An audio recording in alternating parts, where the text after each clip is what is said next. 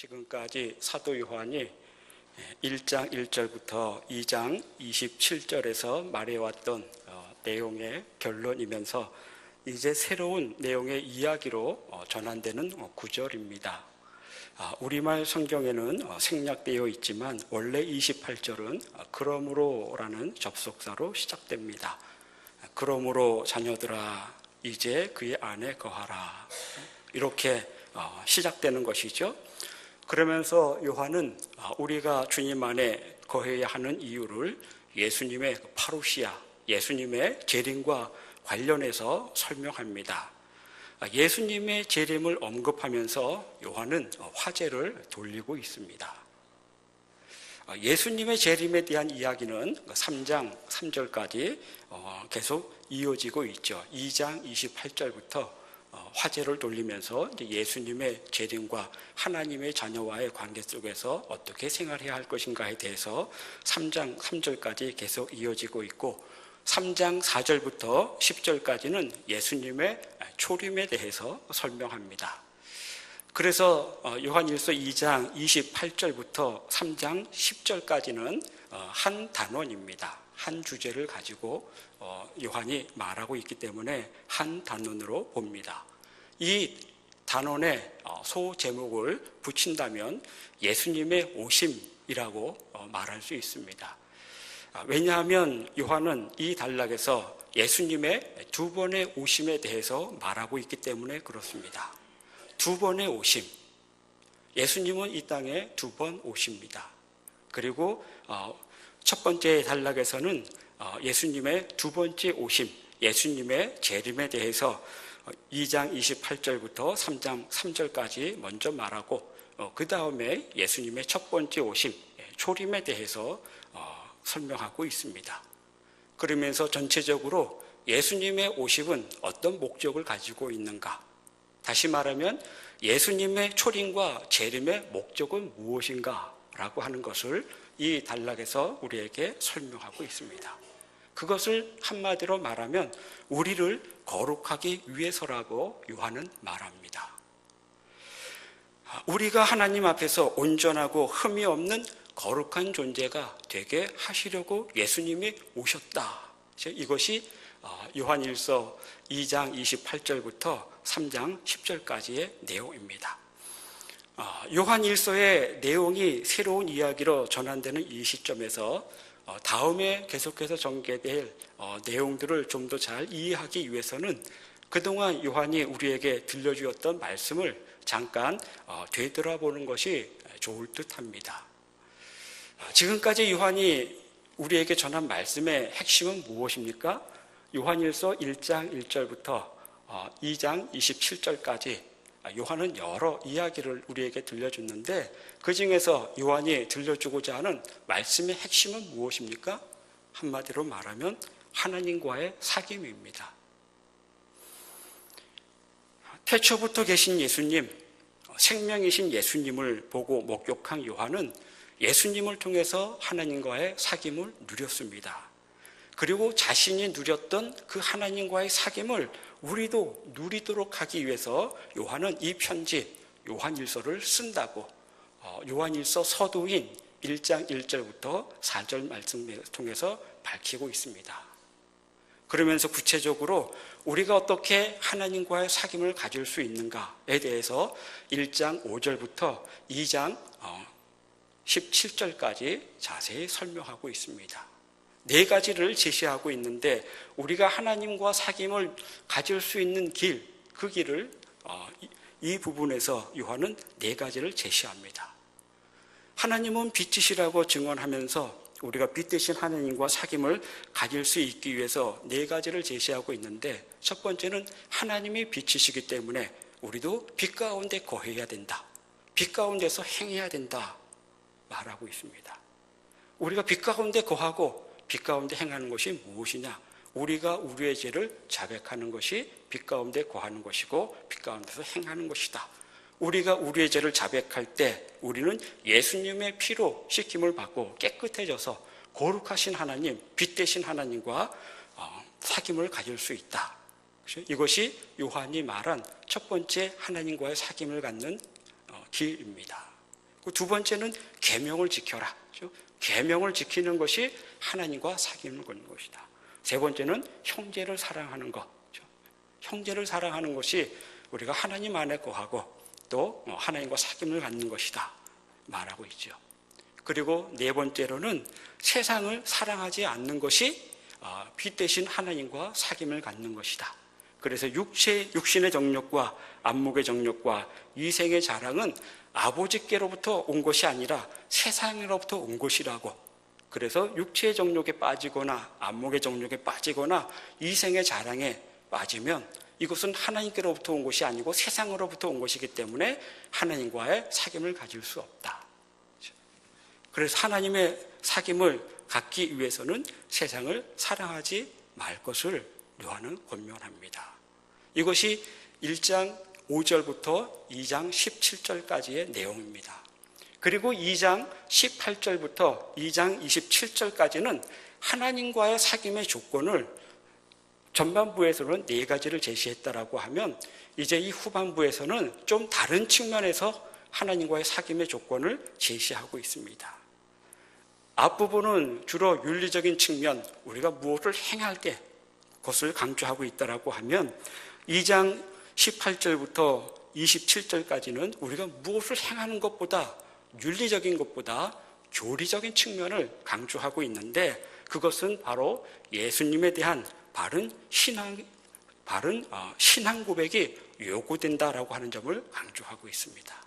다시 말하면 예수님에 대한 바른 신앙 고백을 갖지 않으면 예수님과 사귐을 가질 수 없다. 하나님과 사귐을 갖는 조건을 예수님에 대한 바른 신앙 고백을 갖는 것, 그것을 제시하고 있습니다. 그래서 적그리스도의 영으로 활동하는 자들, 이단들은 예수님께서 그리스도이심을 부인하거나 혹은 예수님의 육체로 오심을 부인합니다. 아들을 부인하는 것은 아들을 보내신 아버지를 부인하는 것이기 때문에 당연히 아버지 하나님과의 사귐과 교제를 가질 수 없습니다. 예수님에 대한 신앙 고백이 잘못됐기 때문에 그렇습니다. 예수님에 대한 바른 신앙 고백을 갖고 있지 않으면 절대로 하나님과의 사귐에 들어갈 수 없다. 이것이 2장 18절부터 27절까지 요한이 강조하고 있는 바입니다. 예수님에 대한 바른 신앙 고백을 갖는 것은 대단히 중요합니다. 예수님이 우리가 하나님과의 사귐을 가질 수 있는 통로가 되시고 길이 되시기 때문에 그렇습니다. 예수님에 대한 신앙 고백이 잘못된 것은 길이 단절된 것과 마찬가지입니다. 통로가 막힌 것과 같은 거예요. 통로가 막혔는데 어떻게 하나님께 나아갈 수 있겠습니까? 길이 단절됐는데 어떻게 하나님께 나아갈 수 있겠습니까? 예수님에 대한 잘못된 신앙 고백은 바로 그와 같은 것입니다. 예수님은 우리가 하나님과 사귐을 갖게 되는 통로이면서 길이 되시기 때문에 분명한 예수님에 대한 신앙 고백이 있어야 됩니다. 다른 말로 얘기하면 예수님은 하나님과의 사귐으로 들어가는 일종의 문이 되시는 분입니다. 문. 예수님도 요한복음 10장에서 말씀하셨죠. 나는 양의 문이라. 예수님은 문이 되십니다. 우리는 예수 그리스도라고 하는 문을 통해서 하나님께로 가고 예수 그리스도라고 하는 문을 통해서 하나님과의 사귐을 가질 수 있습니다. 그 예수 그리스도, 문이 되시는 예수 그리스도에 대한 신앙이 잘못된 것은 그 문으로 들어갈 수 없는 것이고 하나님과의 사귐을 가질 수 없는 것이죠. 그래서 예수님께서는 요한복음 10장에서 이렇게 말씀하지 않으셨습니까? 그러므로 예수께서 다시 이르시되 내가 진실로 진실로 너희에게 말하노니 나는 양의 문이라. 내가 문이니 누구든지 나로 말미암아 들어가면 구원을 받고 또 들어가며 나오며 꼴을 얻으리라. 내가 진실로 너희에게 이르노니 문을 통하여 양의 우리에 들어가지 아니하고 다른 데로 넘어가는 자는 절도요 강도요. 예수님, 어느 누구도 예수님을 통하지 않고는 하나님과의 사귐에 들어갈 수 없고 예수님에 대한 신앙 고백이 바르지 않으면 하나님과 사귐을 가질 수 없습니다.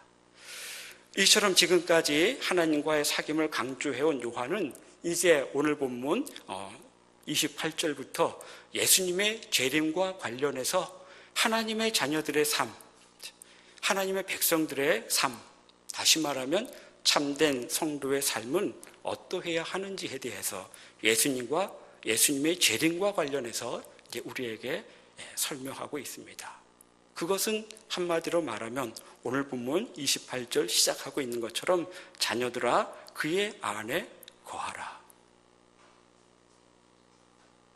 참된 성도의 삶, 한마디로 말하면 그의 안에 거하는 삶이 참된 성도의 삶입니다. 그리고 이것을 다른 말로 얘기하면 곧 신앙생활입니다. 신앙생활이 무엇입니까? 신앙생활은 우리가 열심히 무언가를 하는 것이 신앙생활이 아니라 그 이전에 그분 안에 거하는 것이 신앙생활입니다. 그분 안에 거함이 없는 여러 가지 행위들은 아무 의미가 없는 거예요. 신앙생활의 본질은 그분 안에 거하는 것입니다. 그런데 누가 그분 안에 거할 수 있는가? 의로우신 하나님으로부터 난 자라고 29절에서 요한은 말하고 있습니다. 그의 안에 거하라 말하면서 누가 그의 안에 거할 수 있는지 29절에서 요한은 보완하며 설명합니다. 한마디로 말하면 의로우신 하나님으로부터 난 자가 의로운 자가 되어서 하나님 안에 거한다. 의로우신 하나님 안에 하나님으로부터 난 자라고 하는 것을 어떻게 알 수 있느냐? 하나님은 의로우신 분이기 때문에 의를 행하는 자가 의로우신 하나님으로부터 난 자다. 그 얘기를 하고 있는 거죠. 29절에서. 그런데 우리가 29절에서 주의해야 할 것은 의를 행하는 자가 의로우신 하나님으로부터 난 것이다 라고 말할 때 그 의를 행한다라고 하는 뜻이 요한은 도덕적으로 의 아니면 윤리적인 의로운 행동 그것을 말하고 있지 않습니다. 여기서 말하는 의로운 행동, 행위라고 하는 것은 그 이전에 요한일서 1장 5절부터 17절에서 말씀했던 그 내용들이 곧 의를 행하는 행동들입니다. 하나님은 의로우신 분입니다. 따라서 참된 하나님의 자녀의 특징은 의를 행하게 되어 있습니다. 내가 하려고 하는 것이 아니라 이건 자동적으로 나오는 거예요. 자식이 자연스럽게 부모를 닮는 것과 같이 하나님으로부터 난 자는 하나님은 의로우신 분이기 때문에 의를 행하는 자가 하나님으로부터 난 자다라고 요한은 말하고 있는 것이죠. 의를 행한다라고 하는 것은 도덕적인 행위나 윤리적인 행위가 아니라 바로 그의 안에 거하는 것이 의를 행하는 것이다 라고 요한은 말하고 있습니다. 그러니까 의를 행하는 것이 쉽게 얘기하면 우리의 행동을 말하는 것이 아니라 무엇을 말하는 것입니까? 예수 그리스도와의 관계, 그렇죠? 그 관계가 바로 의이고 그 관계성 안에 거하는 것이 의를 행하는 것이다 라고 29절에서 요한은 말하고 있습니다. 요한은 우리가 의로우신 하나님으로부터 난 자들이기 때문에 의를 행하라고, 다시 말하면 그분의 의로움 안에 거하라고 우리에게 권면하고 있습니다. 그것이 28절이지요. 이제 그의 안에 거하라. 그의 안에 거하라고 권면하고 있습니다. 우리가 어떻게 행하는 것이 의를 행하는 것이며 어떻게 행하는 것이 그의 의에 그분 안에 거하는 것인가? 이 시간은 세 가지에 대해서 간략하게 말씀을 드리고자 합니다. 그의 안에 거하라 말씀하고 있는데 우리가 어떻게 하는 것이 그분 안에 거하는 것인가? 예수 그리스도 안에 거하는 것인가? 첫 번째는 예수님에 대한 바른 신앙 고백을 하고 예수님에 대한 신앙 고백을 굳게 붙잡는 것이 바로 그의 안에 거하는 것입니다.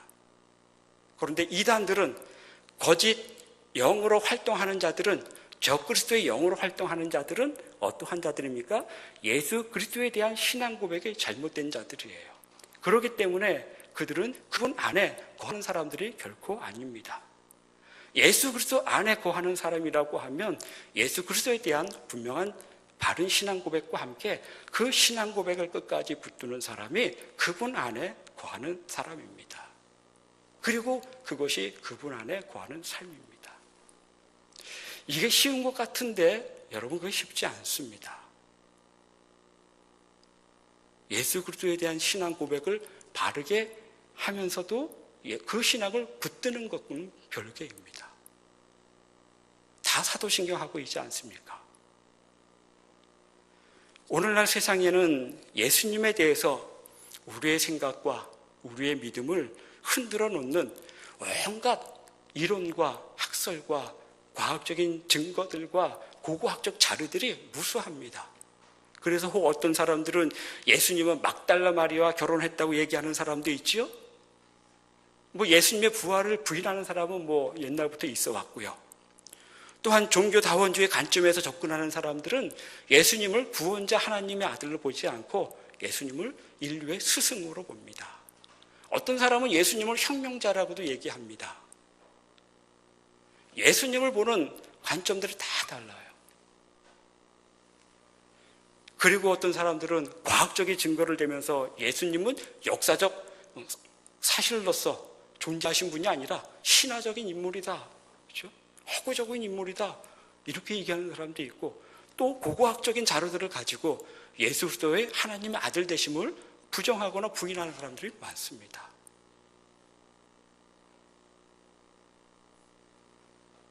우리가 그런 얘기를 들으면 현혹되죠. 그렇죠? 흔들리죠. 정경이 아닌 외경에 나오는 이야기를 가지고 예수님에 대해서 얘기하는 책들이 시중에 나가보면 얼마나 많이 있습니까? 예수님이 인도에 가서 배운 얘기도 있고, 그렇죠?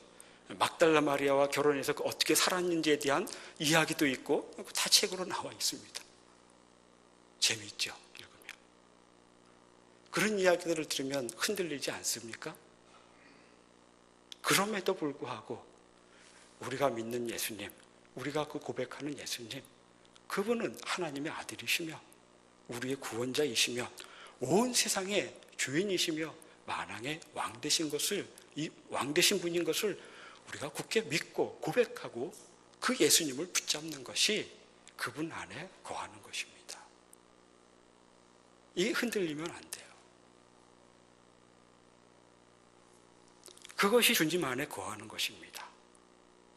분명한 신앙 고백과 함께 내가 고백하는 그 예수님을 세상 사람들이 예수님에 대해서 뭐라고 얘기하든지 간에 내가 믿는 예수님은, 내가 고백하는 예수님은 하나님의 아들이시고 나의 구원자이시고 만왕의 왕이 되시며 다시 오실 예수님, 그 예수님을 굳게 믿고 붙잡는 것, 그것이 예수님 안에 거하는 삶입니다. 두 번째, 그의 안에 거하라고 하는 것은, 그의 안에 거하는 삶은 주님의 말씀에 따르고 순종하는 삶이 주님 안에 거하는 삶입니다. 예수님께서 요한복음 15장에서 포도나무의 비유를 통해서 거하라는 말씀을 많이 하셨지요. 이 시간에 시간이 짧아서 그 의미를, 거한다라고 하는 의미를 더 깊게 심층적으로 설명할 수는 없지만 그 이야기를 하시면서 예수님 안에 거하는 삶이 무엇인지에 대해서 예수님은 이렇게 말씀하셨습니다. 내가 아버지의 계명을 지켜 그의 사랑 안에 거하는 것 같이 너희도 내 계명을 지키면 내 사랑 안에 거하리라. 예수님도 하나님의 말씀에 순종하고 지킴으로써 하나님 안에 거하셨습니다. 그 예수님께서 우리에게 너희도 내 계명을 지키면 내 사랑 안에 거하리라. 우리가 주님 안에 거하는 것을 어떻게 할 수 있습니까? 주님의 계명을 지킴으로써 우리가 주님의 안에 거하는 줄 아는 거예요.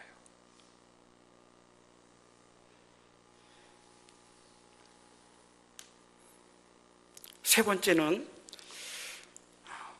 그의 안에 거하는 것은 주님의 몸된 교회 안에 끝까지 함께 하는 것입니다. 다시 말하면 끝까지 교회 공동체 속에 속해 있는 것이 그의 안에 거하는 것입니다. 참 믿음은 어떤 믿음이 참 믿음인가? 좀 신학적인 어려운 용어 가운데 구원의 서정을 설명할 때 여러 단계들로 설명하는데 그 단계 가운데 성도의 견인이라고 하는 말이 있습니다. 우리 그 장로교 칼빈주의에서는 어떻게 우리의 구원이 이루어지는가? 구원이 이루어지는 시작부터 구원이 완성되는 그 과정, 그 단계를 7가지 혹은 9가지 단계로 설명하는 교리가 있습니다. 맨 처음에는 하나님께서 부르심을 통해서 우리 믿음이 구원이 시작이 되죠. 우리가 어떻게 나가서 되는 것이 아니라 하나님이 부르셔야지 우리는 믿음을 갖고 우리의 구원의 여정을 시작합니다. 그 과정에 여러 단계들이 있는데 그 과정 속에서 성도의 견인이라고 하는 교리가 있습니다. 견인입니다. 견인하면 제일 먼저 생각나는 게 뭡니까? 견인당하는 거죠. 저도 옛날에 그 건강보험관리공단에 들어가서 건강보험료에 대해서 잠깐 문의하려고 나오려고 딱 5분만 세워두고 딱 들어갔다 나오니까 차가 없어졌더라고요. 황당해가지고 보니까 견인당한 거예요. 성도의 견인은 그 견인을 말하지 않습니다. 그 견인이 아니에요.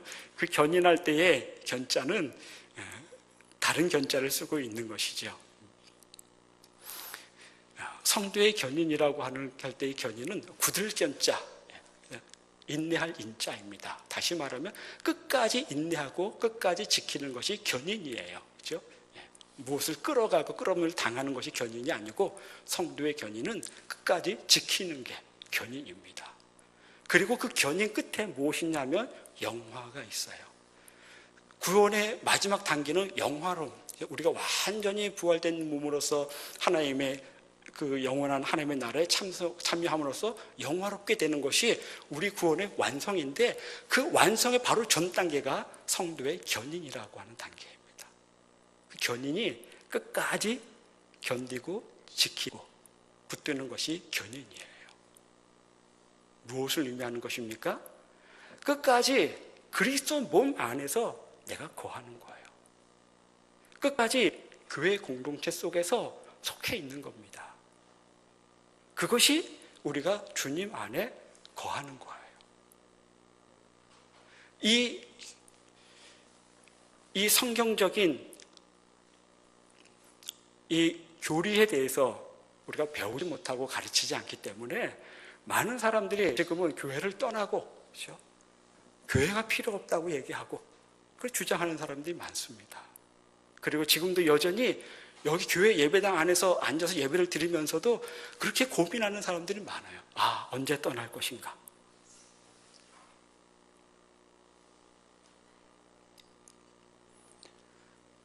그리스도의 안에 거하는 것은 다른 것이 아닙니다. 교회 공동체 속에서 끝까지 거하는 것이 주님의 안에 거하는 것이고 그것이 믿음을 지키는 거예요. 여러 가지 이유들로 인해서 교회를 떠난 사람들이 있습니다. 시험이 들어서 떠나기도 하고 이사가서 떠나기도 하고 믿음이 약해서 떠나기도 하고 많은 사람들이 여러 가지 이유로 인해서 교회를 떠난 분들이 참 많습니다. 물론 그 떠남이 완전한 떠남으로 되지 않는 사람들은 다시 돌아오겠죠. 그러나 그렇지 않고 완전히 떠난 분들이 있습니다. 이단에 빠지거나 혹은 교회 다녀도 별거 없더라. 나도 좀 다녀봤는데 교회 다녀봐야 그렇게 그러더라 하면서 떠나는 분들도 많습니다. 끝까지 교회 공동체 속에 그리스도의 몸 안에 몸된 교회 안에 끝까지 속하고 거하지 않으면 그 견인의 단계가 없으면 영화로운 영화의 단계에 이르지 못합니다. 그분 안에 거하는 것 다른 것이 아닙니다. 교회 공동체 속에 내가 계속해서 속해 있는 겁니다. 물론 교회가 많은 문제를 가지고 있는 것은 사실입니다. 그리고 교회가 여전히 우리의 기대에 그렇게 부응하지 못한 모습으로 있을 때도 많이 있습니다. 그럼에도 불구하고 하나님께서 우리에게 요구하시고 원하시는 것은 그분 안에 끝까지 견디면서 인내하면서 거하기를 원하시는 거예요. 그것이 주님 안에 거하는 것이고, 그 견인을 통해서 우리는 마지막 때에 비로소 영화의 단계에 이르게 됩니다. 왜 우리가 주님 안에 계속 거해야 될까? 주님 안에 거하는 이유가 왜 이렇게 중요한가? 요한은 28절에서 이렇게 설명합니다. 28절입니다. 자녀들아, 이제 그의 안에 거하라. 이는 주께서 나타내신 바 되면 그가 강림하실 때에 우리로 담대함을 얻어 그 앞에서 부끄럽지 않게 하려 함이라. 왜 끝까지 그분 안에 거해야 되는 이유가 무엇입니까? 주님이 언젠가 다시 오시는데 주님이 대심하실 때 그분 앞에서 담대함을 얻기 위해서, 그리고 그분 앞에서 부끄러움을 당하지 않기 위해서 그분 안에 거해야 된다. 요한은 말하고 있습니다. 주님께서 재림하신다는 사실은 의심의 여지 없이 반드시 역사의 어느 한 시점에서 일어나게 될 것입니다. 무엇이요? 주님의 재림. 주님의 재림은 소설 같은 이야기가 아닙니다. 주님의 재림은 신화가 아닙니다. 주님의 재림은 반드시 역사의 어느 한 시점에서 우리가 목격할 역사적 사실입니다. 그것은 주님께서 친히 말씀하셨기 때문에 저는 믿습니다. 주님이 그렇게 말씀하시지 않으셨습니까? 그리고 그날에 담대함으로 주님 앞에 서게 될 사람들이 있는가 하면 그 다시 오실 주님 앞에서 부끄러움을 당하게 될 사람도 있음을 암시하고 있습니다. 주님이 다시 오시면 그분 앞에서 우리가 어떻게 담대하게 쓰고 부끄러움을 당하지 않을 수 있을까? 다른 거 없습니다. 끝까지 그분 안에 거하는 자만이 담대함을 얻고 부끄러움을 당하지 않게 될 것입니다. 그러기 위해서 우리는 하나님의 말씀을 순종함으로 이 시대가 어떻게 예수님에 대하여 이야기하든지 간에 흔들림 없이 예수님은 하나님의 아들이시오, 우리 구세주이시며 온 인류를 다스리시는 만왕의 왕이심을 굳게 믿고, 그리고 우리가 속한 주님의 몸된 교회 안에, 교회 공동체 속에 끝까지 거하는 것이 그분 안에 거하는 것입니다. 그런 자만이 주님 다시 오실 때 담대하게 다시 오신 주님 앞에 서고 그분 앞에서 부끄러움을 당하지 않게 될 것입니다. 우리 모두가 믿음의 도리를 굳게 잡고 주님의 계명을 따르고 지키고, 그리고 주님의 몸된 교회 속에서 우리가 맡은 사명 감당하면서 주님 오실 때까지 끝까지 주님의 몸된 이 교회를 지켜가면서 이 교회 안에 속해 있으면서 주님을 섬김으로 주님 앞에 섰을 때 부끄러움 당하지 않고 담대히 주님을 맞이할 수 있는 우리 모두 되기를 축원합니다. 기도하겠습니다. 하나님 아버지,